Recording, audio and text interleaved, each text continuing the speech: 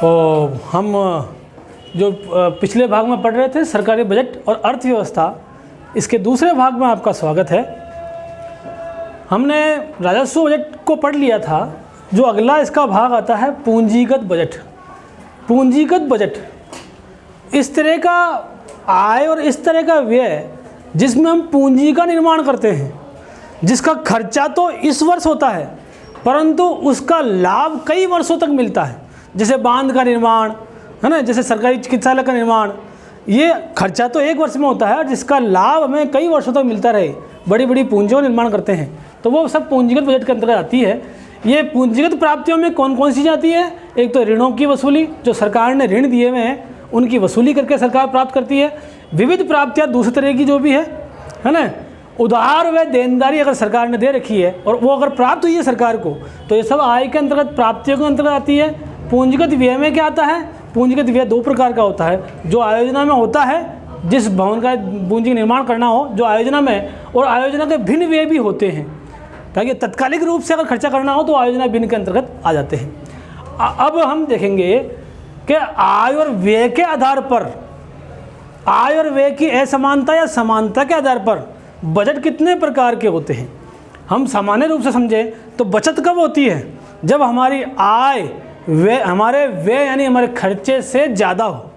तो बचत का बजट का मतलब क्या है? जब सरकार की आय सरकार के व्यय से ज़्यादा होती है तो बचत का बजट पेश होता है, तो उसे हम बचत का बजट कहते हैं। और संतुलित मतलब जितनी आय हुई उतनी व्यय। जब सरकारी आय सरकारी व्यय के बराबर होती है तो हम उसको संतुलित बजट का नाम देते हैं। घाटे का बजट, जब हम हमारे खर्चों के लिए पैसा बाहर से लाना पड़े तो ये घाटे का बजट कहलाता है। यानी उस स्थिति में सरकार का व्यय जो है वो सरकार की आय से ज़्यादा होता है। सरकार का व्यय खर्चा ज़्यादा होता है उसकी आय से। अब बदलते परिवेश के हिसाब से नए नए प्रकार के बजटों का निर्माण हुआ है, जिसको हम अध्ययन करने का प्रयास करेंगे। एक होता है आम बजट, जिसका हम अध्ययन कर रहे हैं, जो सामान्यतः एक निश्चित अवधि के लिए सरकार अपनी आय और व्यय का ब्यौरा पेश करती है। विभिन्न योजनाओं कार्यक्रमों के लिए खर्चे का अनुमान लगाती है, उसको हम कहते हैं आम बजट। ये अब भारत में ये 1 अप्रैल से 31 मार्च तक के लिए आम बजट पेश किया जाता है। इसमें भी ये समय अवधि जो है इसके कम ज़्यादा होने से भी 2 प्रकार के बजटों का निर्माण होता है। यदि हमने जो बजट में जो पेश किया पैसा वो 31 मार्च आने के पहले ही ख़त्म हो जाए, हमारे पास पैसा, तो सरकार के पास खर्चों के लिए पैसा नहीं बचे, तो सरकार फिर पूरक बजट पेश करती है। समझ में? इसका मतलब क्या हुआ? 31 मार्च के पूर्व यदि सरकार का बजट पूरा हो जाए, बजट का पैसा पूरा हो जाए, तो सरकार फिर अपने खर्चे को पूरा करने के लिए एक पूरक बजट पेश करती है। एक बजट पेश करती है जिसका नाम हम पूरक बजट कहते हैं। अब है लेखानुदान। यदि विशेष परिस्थितियाँ सरकार के पास है ना, और परिस्थितियाँ इस प्रकार की है कि सरकार 1 अप्रैल के पूर्व जो खर्चे के लिए बजट पेश करना हो वो नहीं कर पा रही है, तो सरकार क्या करती है? कुछ सीमित अवधि के लिए लेखानुदान बजट पेश कर देती है कि हम बजट जो अभी पेश करना था उसको 2 महीने बाद करेंगे, तो 2 महीने के खर्चे के लिए हम ये बजट पेश करते हैं, तो उसको हम बोलते हैं लेखानुदान बजट। अच्छा, निष्पादन बजट। निष्पादन मतलब कार्य के परिणाम के मूल्यांकन और उसका अनुमान लगाकर अगर बजट बनाया जाता है तो उसको हम निष्पादन बजट कहते हैं। हम पहले अनुमान लगाते हैं कि इस कार्य का परिणाम क्या निकलेगा, है ना। और इसके अलावा जीरो बेस बजट, इसकी जो शुरुआत है वो पीटर ए पायर ने की थी, और इसको जो पहली बार जो पेश किया था वो जिमी कार्टर ने 1979 में अमेरिका में किया था, है ना। जीरो बेस बजट का मतलब क्या है? कि हमारा बेस जीरो है, हमने हमारा आधार छोड़ दिया। मतलब हम पूर्व के आय और व्यय के अनुमानों को बिल्कुल अलग रख देते हैं। पूर्व के आय और व्यय के अनुमानों को हम ध्यान में नहीं रखते हुए नए सिरे से बजट बनाते हैं। नहीं तो हम जो आम बजट था उसमें हम अनुमान लेते हैं कि पिछले साल इस क्षेत्र में इतना खर्चा हुआ था, इस साल इतना होगा। पर जीरो बेस बजट में हम पुराना सारा आधार खत्म कर लेते हैं, है ना, और नए सिरे से अनुमान लगाते हैं, उसको हम जीरो बेस बजट कहते हैं। आउटकम बजट, ये लगभग निष्प्रदन बजट जैसा ही है। इसमें भी जो उसके परिणाम निकलने वाले हैं, योजनाएं, उनका ये थोड़ा बजट जो है वो थोड़ा मेहनत से बनाया जाता है, और इसमें पूरा परिणामों का मूल्यांकन, उसके आंकड़ों का संग्रह करके फिर उसके परिणाम क्या निकलेंगे इसका अनुमान लगाते हुए बजट बनाते हैं हम लोग। तो ये पूरा आउटकम बजट कहलाता है।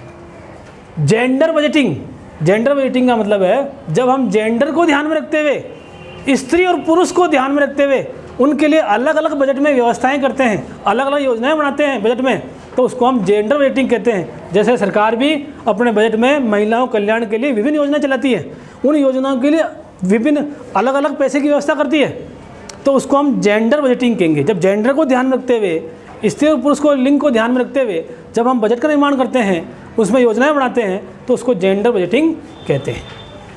संघीय, प्रांतीय और स्थानीय बजट, संघ का अगर बजट, ये क्षेत्र के हिसाब से अलग अलग प्रकार के बजट होते हैं। जैसे प्रत्येक स्थान का स्थानीय बजट होता है, प्रांत यानी जो राज्य है उसका बजट अलग होता है ना, और संघीय यानी जो केंद्र सरकार पेश करती है वो अलग बजट है।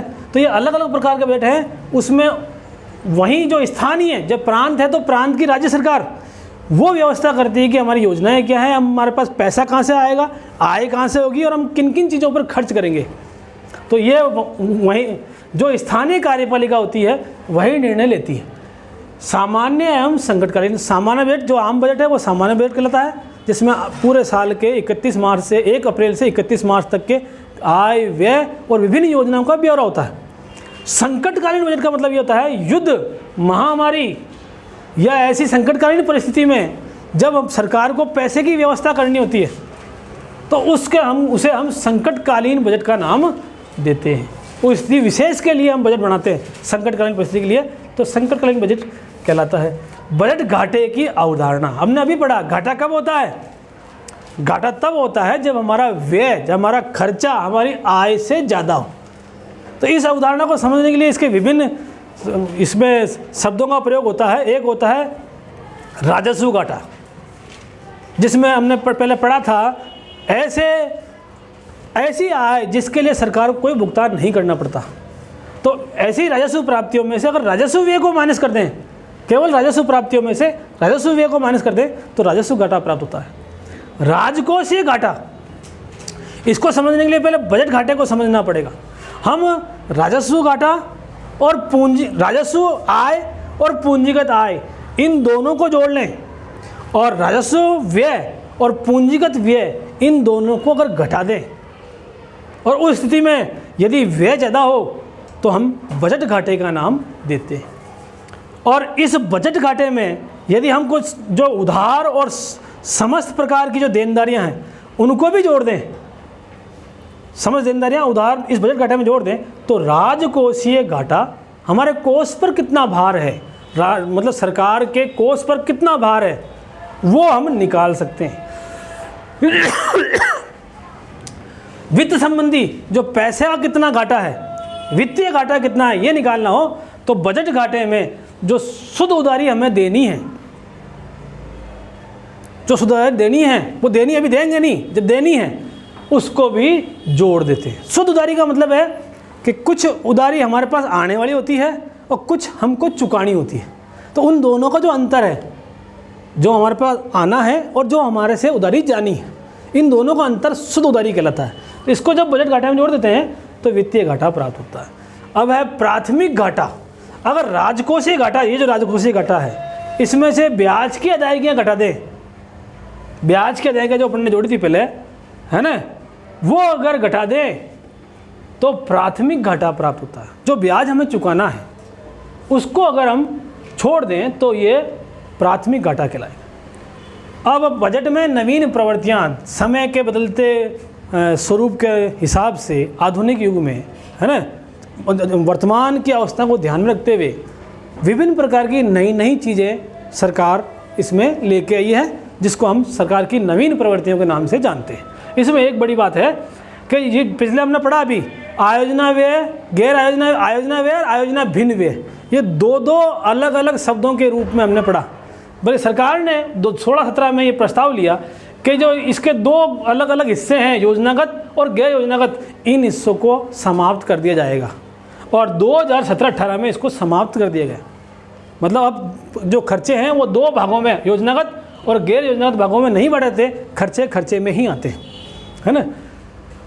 और कई तरह की नए कार्यक्रम सरकार ने चलाए हैं। डिजिटल साक्षरता, जैसे RSCIT कोर्स वगैरह, ये चीज़ें, डिजिटल साक्षरता, काला धन कैसे समाप्त किया जाए, इसके लिए विमुद्रीकरण भी किया गया था। मेक इन इंडिया को प्रोत्साहन, मतलब हम चाहते हैं कि हमारे यहाँ के लोग, हमारे व्यवसायी यहीं पर चीज़ें बनाएं, उन चीज़ों को हम बाहर से लेकर नहीं आए।